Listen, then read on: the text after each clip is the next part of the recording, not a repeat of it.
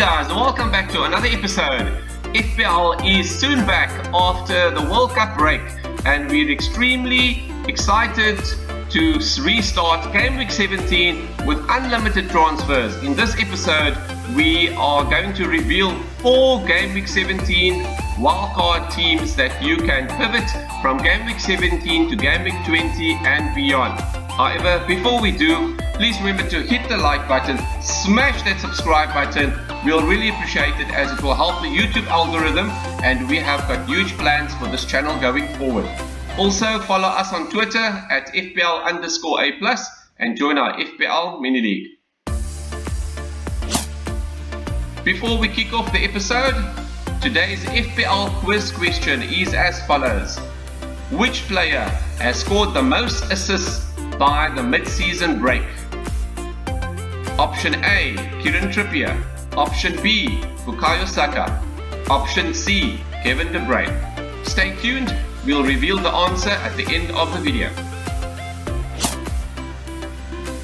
Recently, some upcoming double game week fixtures have been announced. They feature from Game Week 19 to Game Week 23. Firstly, starting with Game Week 19, we've got Chelsea against Manchester City and Fulham. That's a bit of a mixed bag, especially considering Chelsea's form hasn't been so good and Manchester City are second on the table. Then we've got Fulham against Leicester and Chelsea. That is also expected to be some tough fixtures for Fulham, but they could possibly get some returns from there. Then in Game Week 20, we've got Manchester City against Manchester United and Tottenham Hotspur.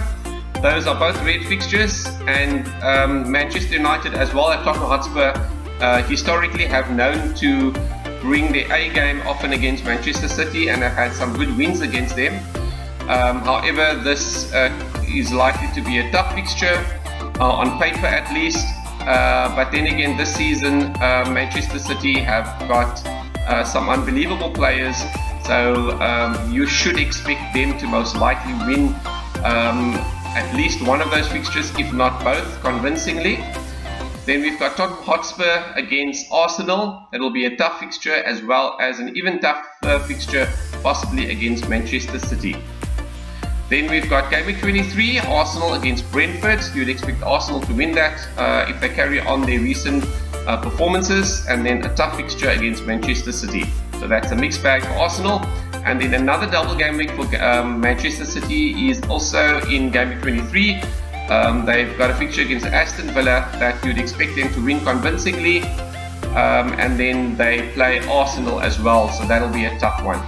So overall, not really very easy fixtures in terms of double game weeks. There's probably about 2-3 matches that you could or teams that you could target, and the rest, if you've got one player at least from the team that's got a double game week, that should generally be fine. But teams like Manchester City and Arsenal, you would probably want to have 2 if not 3 players in order to try to maximize on their points.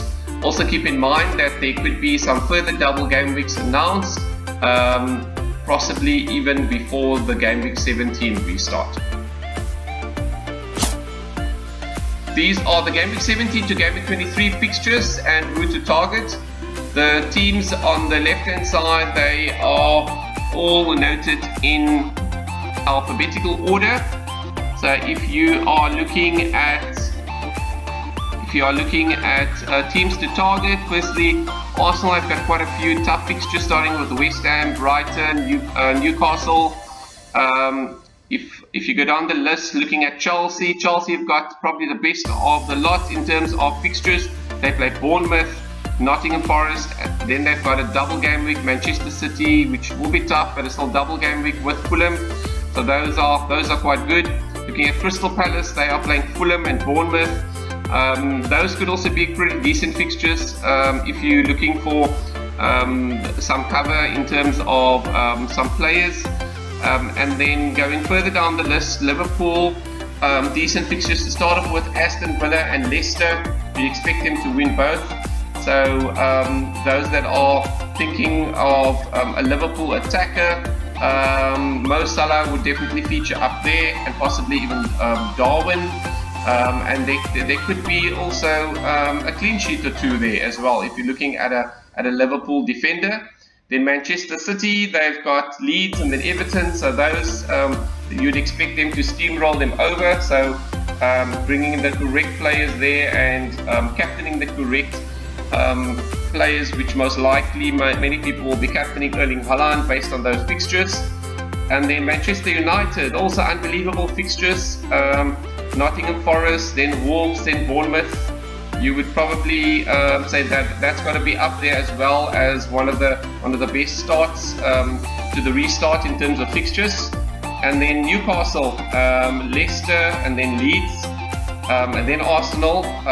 But the first two fixtures you'd expect Newcastle to win quite convincingly.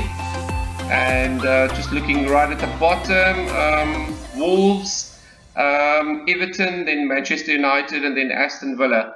On paper it's green, but it's been a tricky season for Wolves. They've been a bit up and down, so it will be quite tricky, so you probably would want to avoid them.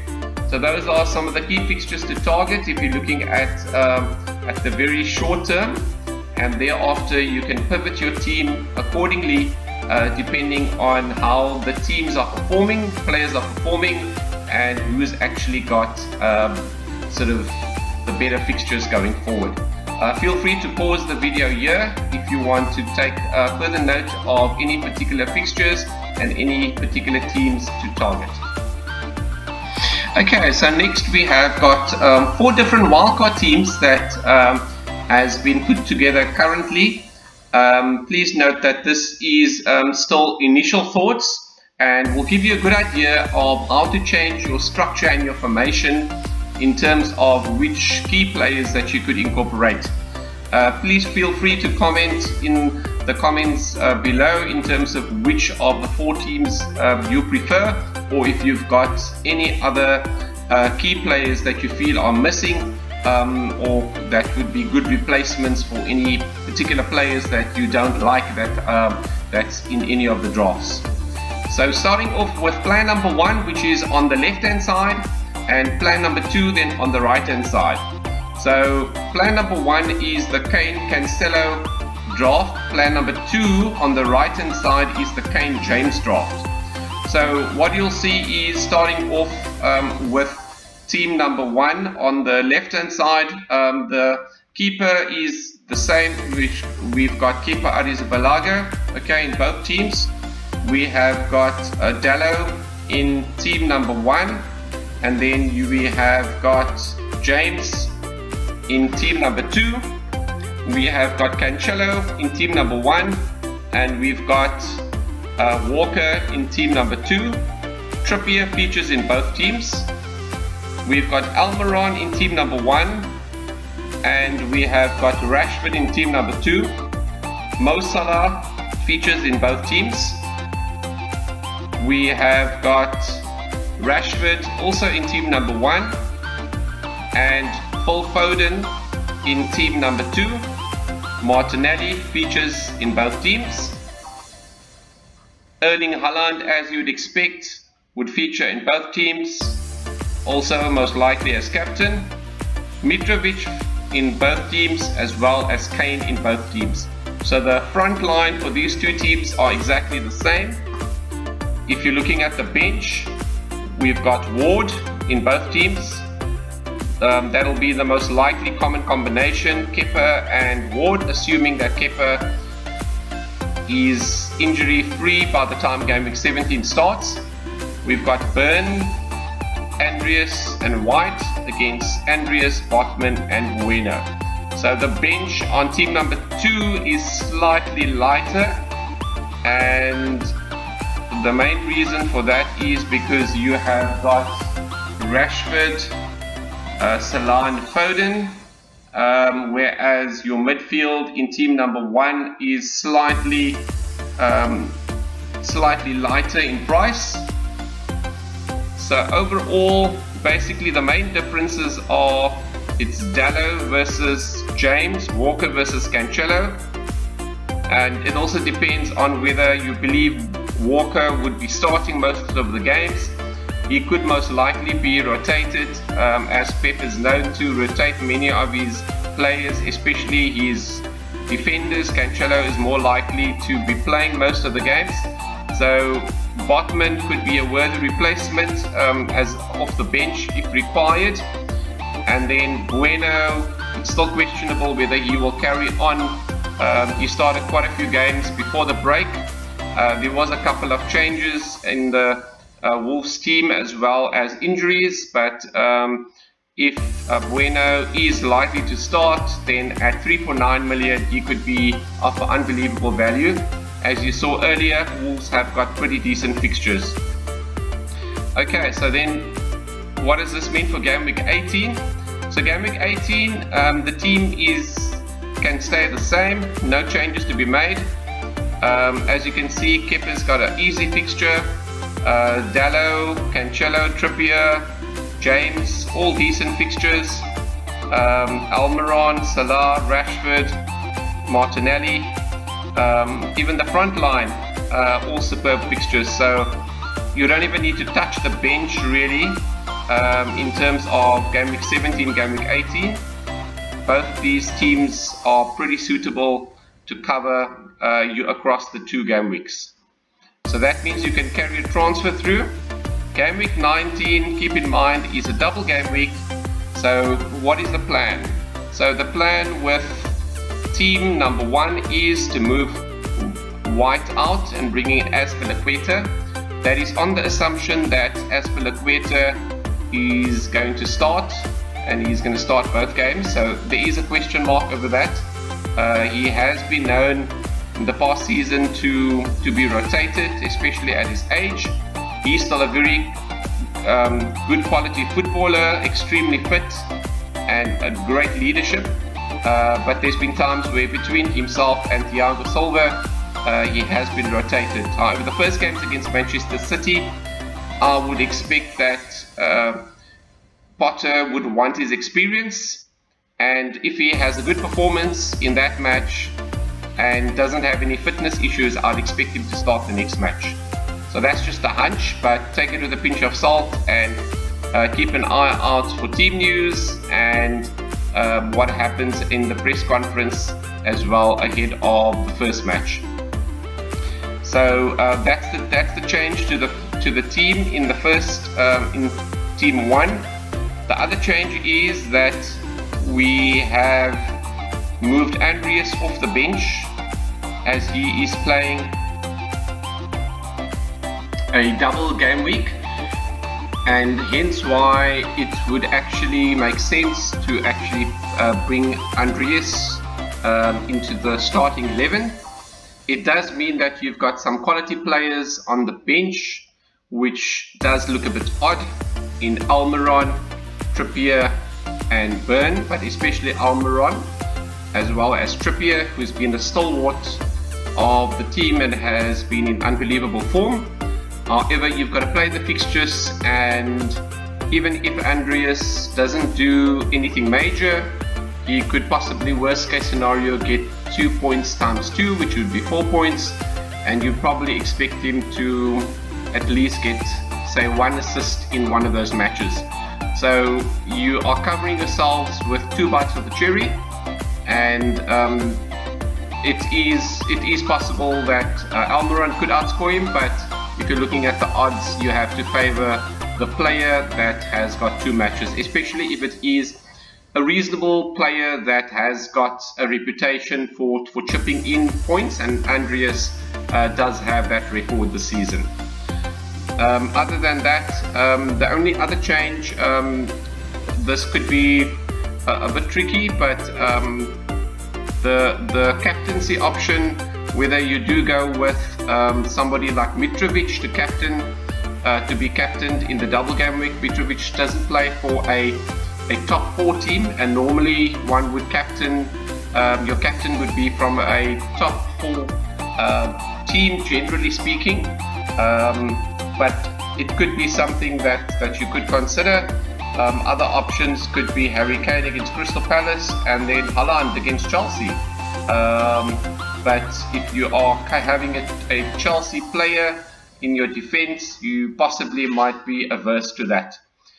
And then looking at the team option number 2, the change has been also Walker has left the team and Azpilicueta has come in. So if you're looking at the double game week players, you've got 1, 2, 3, 4 in team number 1. Team number 2, you've got 1, 2, 3, 4, 5. So there are 5 players in there. And if you are looking on the balance of these two teams, they are both pretty strong. The only consideration is that you are benching an Arsenal player here versus playing your third defender. So this might be slightly outbalanced in the defense, but you do have the benefit of the extra double game week player. Moving on to game week 20, so keep in mind that this is another double game week, and this is a double game week for Manchester City as well as Tottenham Hotspur. The transfers in this game week is Mo Salah to Kevin De Bruyne, and that is in team number 1. In team number 2, the transfers is Mo Salah to Kevin De Bruyne, and then moving out Azpilicueta to Castagna. So having a look at the team, you've got Cancelo, Kevin De Bruyne, Erling Haaland and Harry Kane. So those are 4 double game week players. All you should expect them to start. Just depends if the Manchester City boys will start both. That will always be a question mark, and that will be very tough to predict. But given that many of these players got quite a bit of time off or returned early from the World Cup, you would expect that they would at least play 1 full game, and the other game they would probably get decent minutes. Looking at team option number 2, you've got Erling Haaland, Kevin De Bruyne, Phil Foden, that's 3, and you've got Harry Kane, also 4. So here you've got no defensive cover for your double game week players, but looking at your defense, it is currently pretty strong, so no qualms against that. There seems to be a bit more balance in the defense, especially from a opposition perspective. Kepa and James should give you good value if Chelsea are on form. Another key aspect to note, game week 20 in terms of captaincy, with Manchester City having a double game week, it's almost guaranteed that Haaland will be the captain, and you can expect his effective ownership to be probably one of the highest, if not the highest, of the season. The other option would be Harry Kane. He's got a decent record against Arsenal and a reasonable record against Manchester City as well. So if you're looking for another opportunity as a differential, Harry Kane wouldn't be a bad shot. Kevin De Bruyne and Foden would also most likely be other selections because of the double game week, but they would most likely not be very significantly captained. So that's game week 20, and then moving to game week 21, your team would look pretty decent. Just having a look at most of your fixture matchups, except at keeper, you could most likely be playing Ward instead of Kepa if you're expecting Liverpool to score. In this team, there's no Mo Salah. Most the tricky bit here would be, would you play De Bruyne or would you bring in Mo Salah? Most likely it would depend on how Chelsea have performed and how Kevin De Bruyne has been performing against opposition versus Mo Salah. And then Rashford could be an option that in this team you could possibly swap for somebody potentially like Almiron. and you would also possibly consider James. Instead, probably bring on another player, someone like Botman that's on your bench. You should also you could expect him to do well. And in Team 1 you've got Burn. So that's basically Team 1 and Team 2 wildcard teams. Now we'll move on to Team number 3 versus Team number 4. So let's get back to game week 17 for that. So team number 3, which is on your left hand side, is the Darwin Kevin De Bruyne team. That's team number 3. Team number 4, which is on your right hand side, is your Cancelo Kevin De Bruyne team. So the structure of this team has been very similar to the previous 2 teams that you saw. If you're looking at overall the differences between the 2 teams, it's around 5 players that are changing, and between the 4 teams there are 5 players that are staying the same. That's basically your nailed on premium players, and then there is the one player that is potentially the floater between the teams that is some sort of difference between them. So 5 differences, 5 the same, and one spot that's kind of a bit open. So looking at team number 3, your goalkeeper skipper, you've got Dalot, you've got Walker, Trippier, Martinelli, Kevin De Bruyne, Mo Salah, Almiron, Erling Haaland, Mitrovic and Darwin. So this is on the basis that you're going for double Liverpool attack with Diaz that is out with his recent injury and a couple of injuries within the Liverpool setup. Darwin should be getting quite a bit more minutes, so you'd expect quite a few involvements with Darwin. And if Liverpool, with their fixtures, if they start quite good, you can expect them to set the house on fire. And then you've got double Manchester City attack as well, Kevin De Bruyne and Erling Haaland.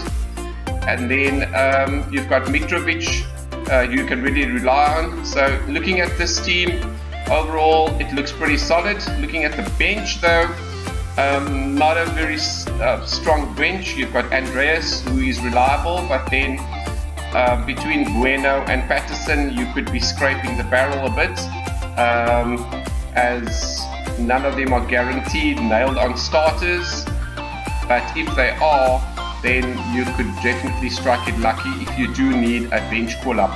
But overall, the team as it is that's starting, unless there is any pep roulette, you wouldn't expect to utilize your bench much.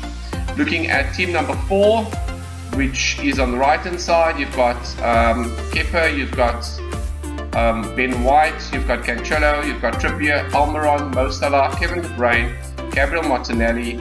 Then you've got Anthony Martial, you've got Mitrovic, and you've got Haaland.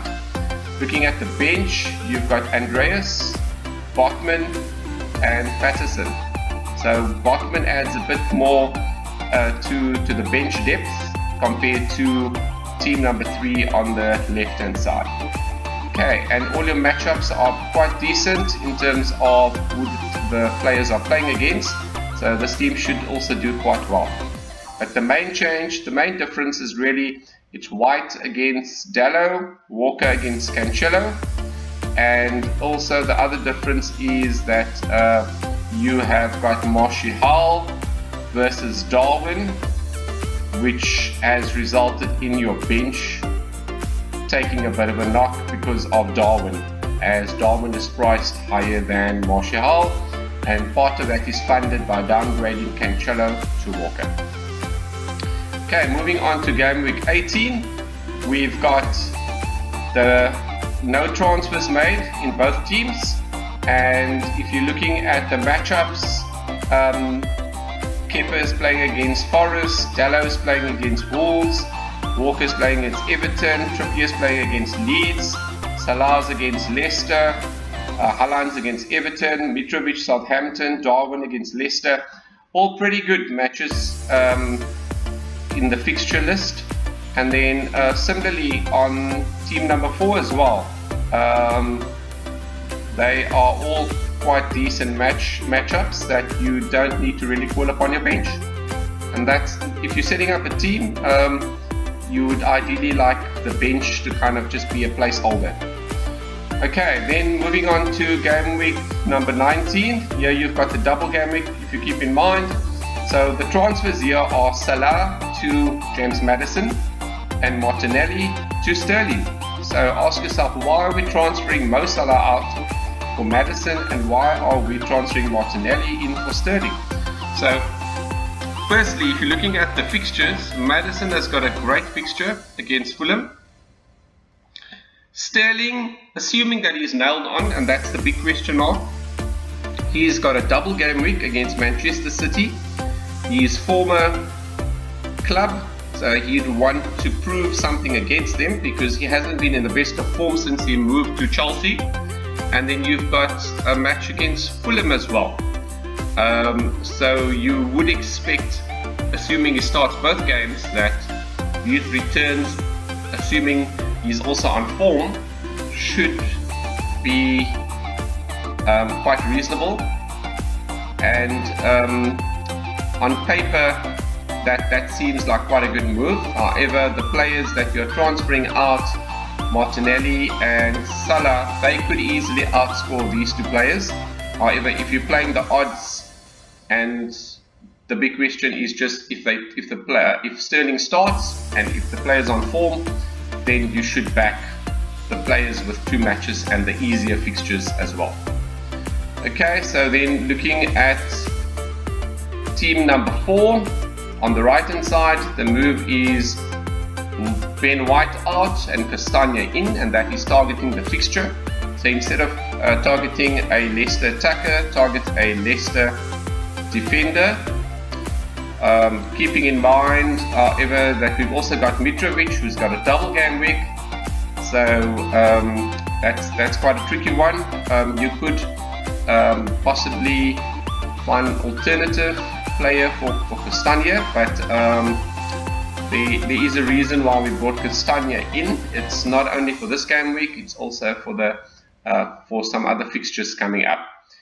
We've got Kepa that's got a double game week. So overall double game week players, we've got 1, 2, 3. In this team we've got 1, 2, 3, 4. Okay, so in terms of double game week players, those are your bread and butter in terms of trying to fine-tune your team for some differentials. You are getting 2 for the price of 1. So where you can, especially with premium players, target these players. Okay, so moving on to game week 20. So game week 20, the transfers are Sterling to Son.